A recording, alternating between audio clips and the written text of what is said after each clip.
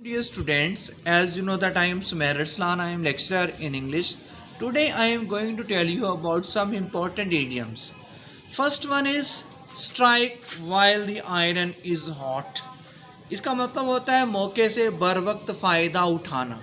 आपने इसके literal meaning पे नहीं जाना. लिटरल मीनिंग इसका ये है कि जब लोहा गर्म होता है तब उस पर ज़रब लगाना, यानी कि जब लोहा बहुत ज़्यादा गर्म होता है तब आप लोहे को किसी भी शेप में डाल सकते हो. कहने का मतलब ये है कि मौके से बर वक्त फ़ायदा उठाना. आप कह सकते हो some people strike while the iron is hot.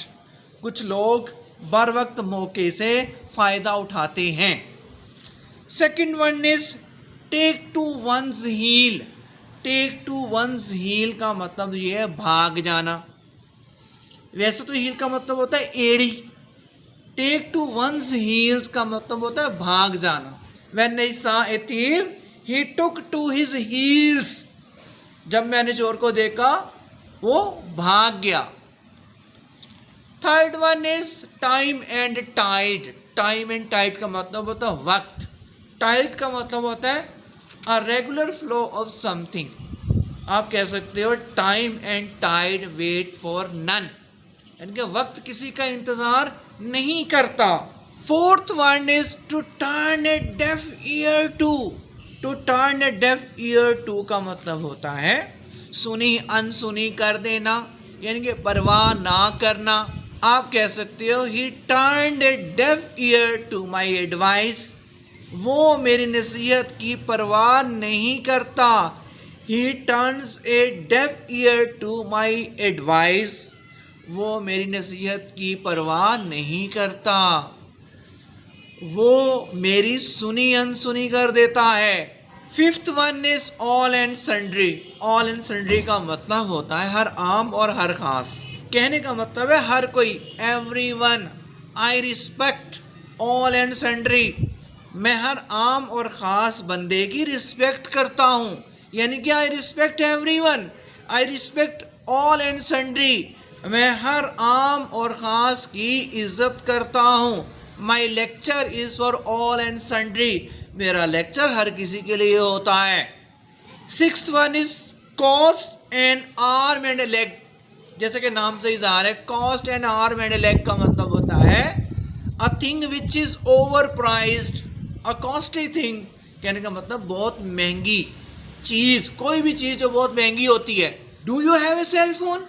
क्या आपके पास मोबाइल फ़ोन है. Do you have iPhone. क्या आपके पास आईफोन है. It cost an arm and a leg.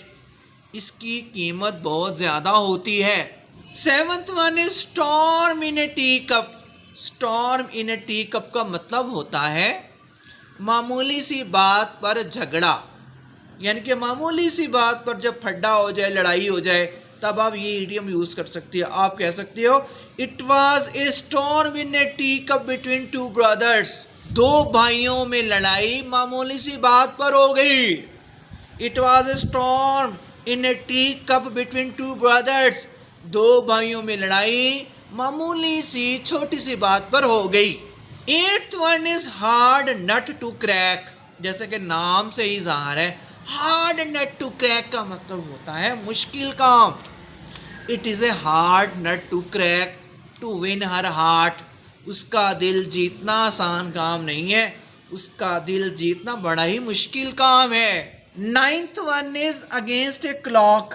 Against a clock का मतलब होता है वक्त के खिलाफ, यानी कि जल्दी.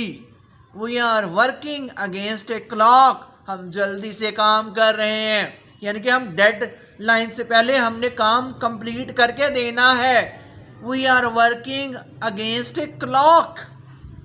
Last one is down to earth. Down to earth का मतलब होता है sensible person, practical person, realistic person. Down to earth का मतलब होता है sensible, a practical man, a realistic man.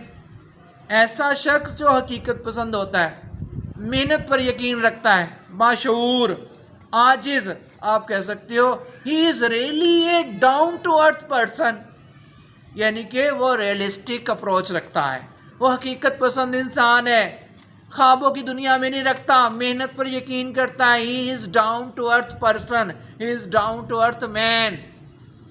I hope कि आपको मेरे लेक्चर की समझ आ गई होगी। Wish you best of luck, God bless you, अल्लाह हाफिज।